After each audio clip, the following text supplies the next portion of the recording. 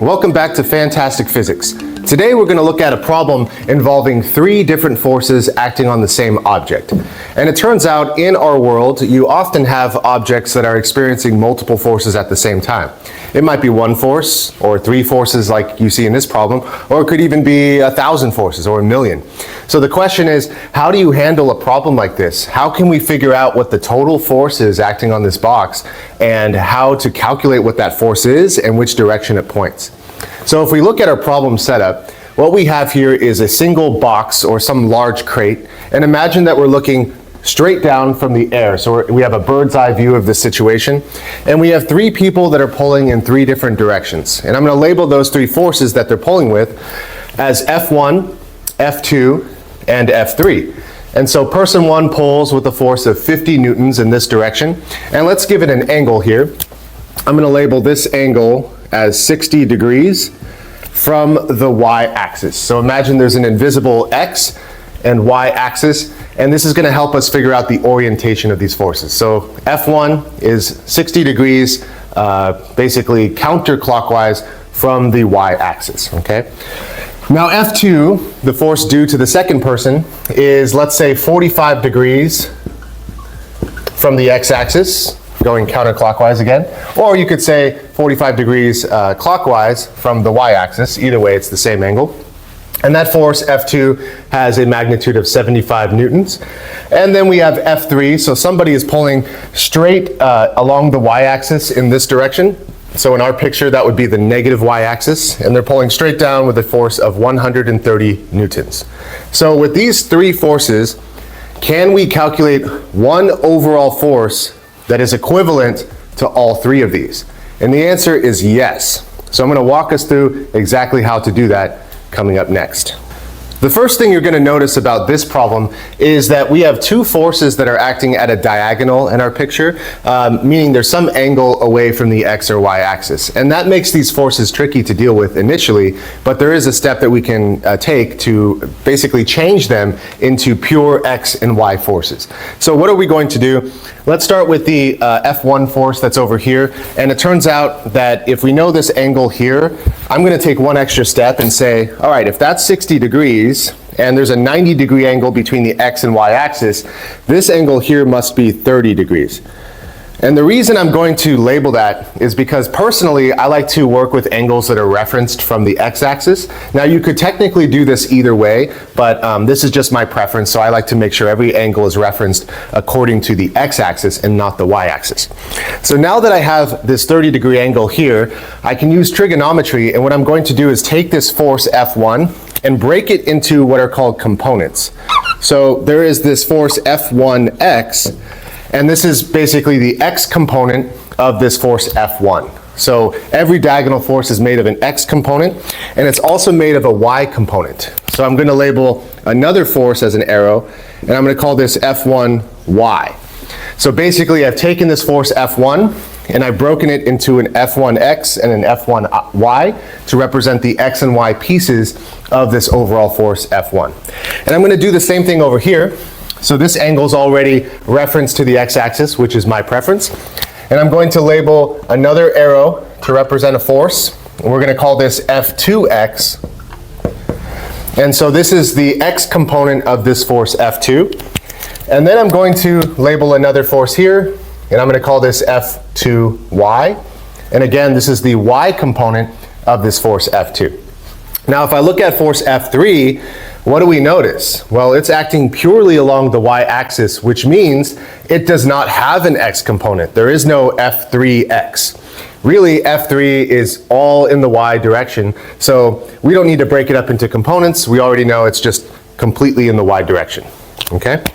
So now that we have everything broken up into pieces, the next step that I would do to solve this problem is I have to sum all the forces in the x direction, and I have to sum them all in the y direction, basically to calculate how much total force do I have in this direction, x, and how much total force do I have in this direction, y.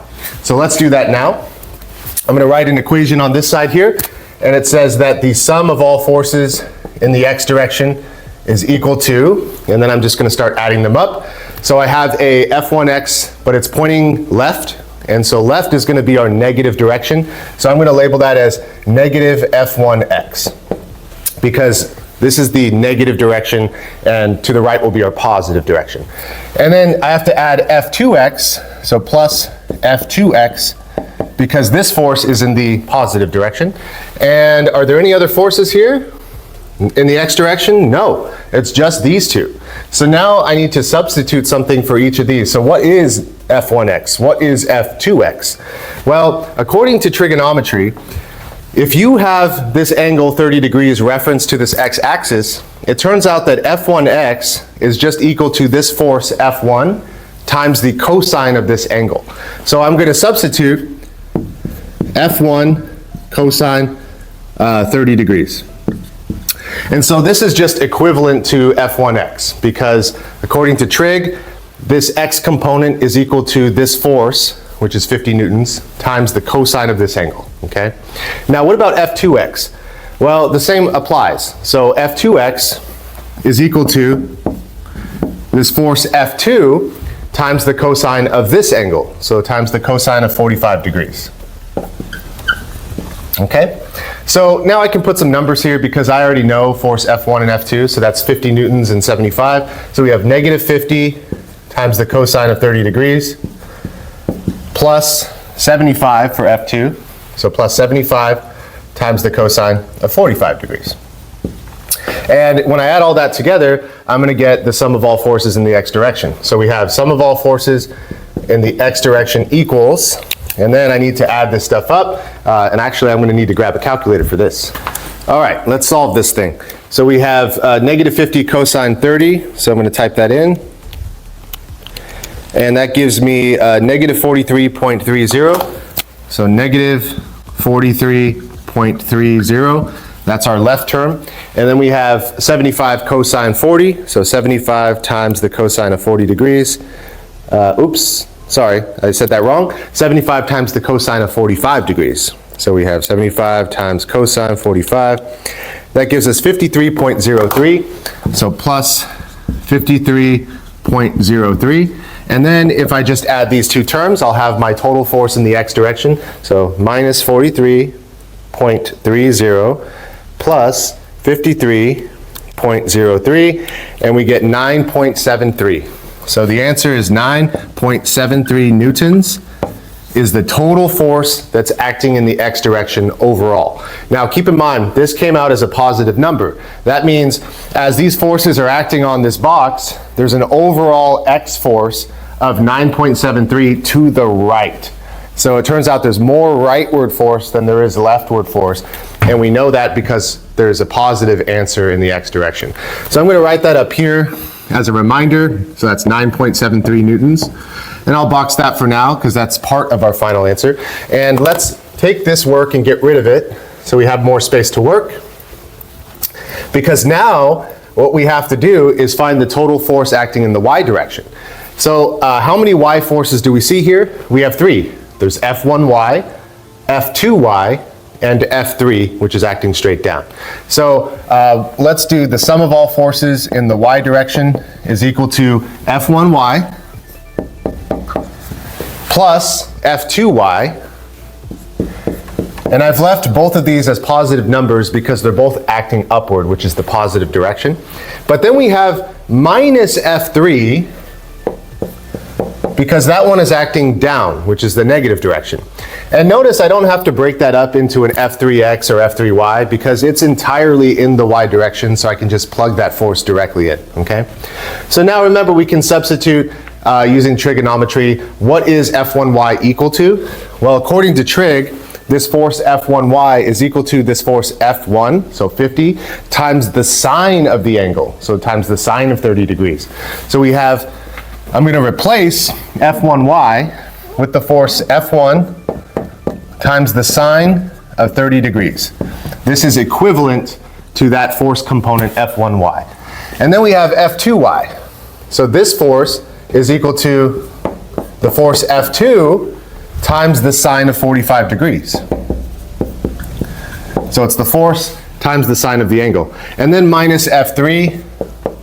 Notice I don't have to use any trigonometry there because that force is already in the downward direction, so I don't have to break it up, okay?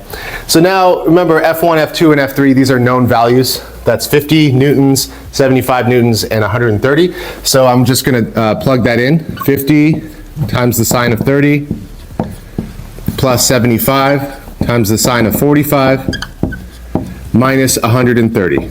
So this is our equation that's gonna give us the total force in the y direction. So now I can just plug this into the calculator. So we have 50 times the sine of 30 degrees. This is 25 plus 75 times the sine of 45. So 75 times the sine of 45 degrees, 53.03.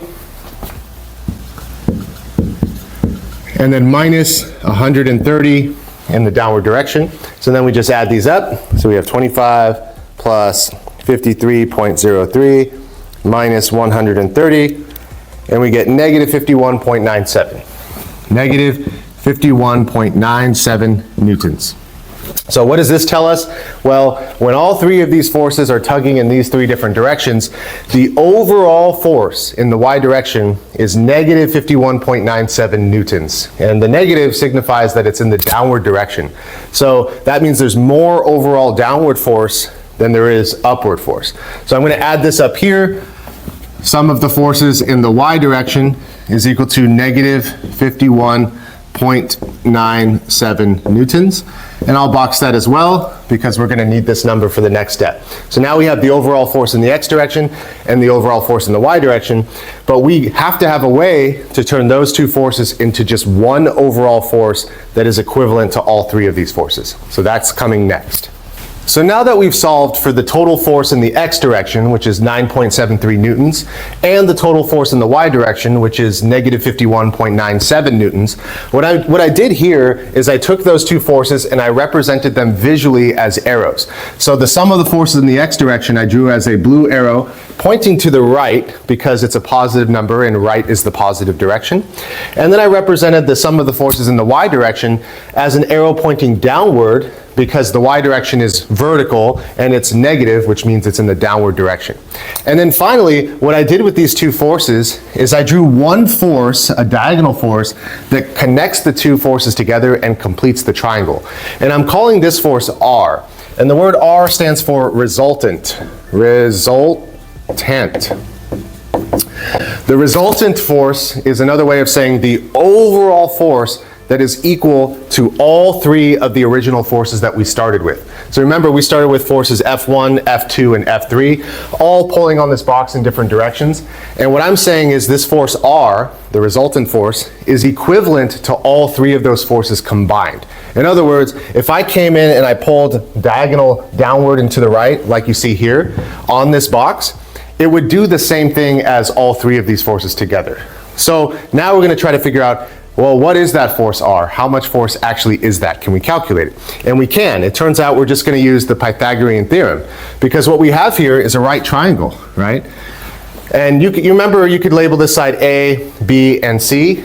And according to Pythagoras, he said that A squared plus B squared equals C squared. So that means it's also true that sum of the forces in the x direction squared plus the sum of the forces in the y direction squared should equal R squared. Right? So A squared plus B squared equals C squared. So we already know these two numbers, and we can use that information to solve for R, and we'll figure out the total force, the total resultant force acting on this box. So what I'm going to do now is actually erase this because I need a little bit more room.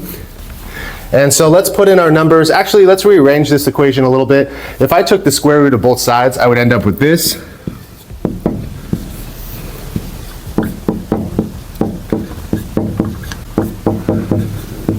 So again, all I did here was I took the square root of the right side and I just brought that over to the left. So that's R. The square root of R squared is just R. And then I took the square root of this entire left side and that looks like this. And so that's going to enable me to solve for R. And so R is equal to the square root of 9.73 squared